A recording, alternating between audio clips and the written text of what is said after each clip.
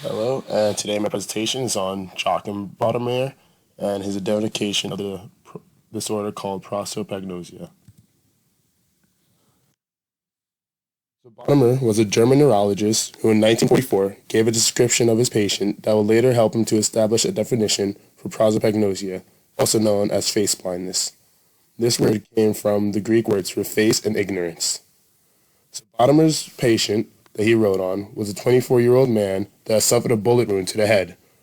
Patient S, as Bodamer referred to him, had suffered damage to areas of the brain associated with visual processing. Because of this, he was completely blind for several weeks after his injury. And even as his sight returned, he continued to have difficulties perceiving color and form. As his treatment continued, Bodamer realized that patient S had another deficit. So as Bodamer wrote, patient S recognized the face as such, as different from other things, but could not assign the face to its owner. He could identify all the features of a face, but all faces appeared equally sober and tasteless to him. Faces had no expression, no meaning for him. He could distinguish a man and woman only by their hair or head covering, and even then he was not always certain. He also could not recognize his own face or even identify his gender in the mirror.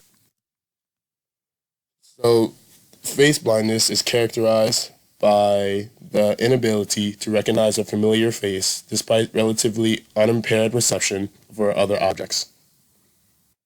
And there are two types of face blindness. The first one being acquired and the second one being developmental.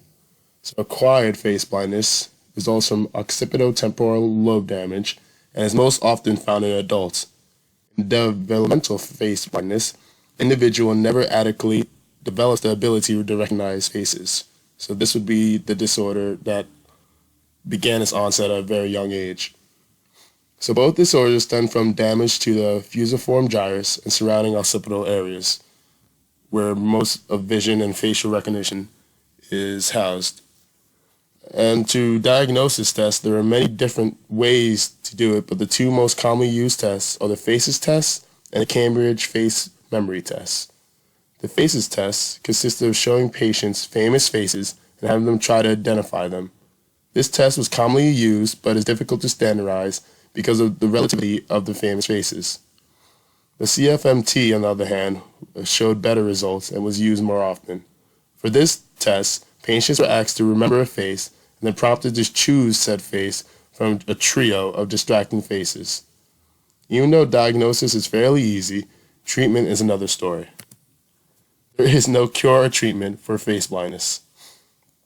Sufferers acquire a disorder for life, and most cases get worse with age.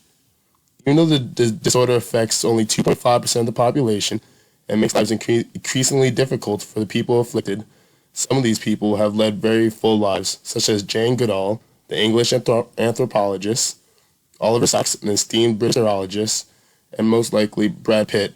I think he's an actor.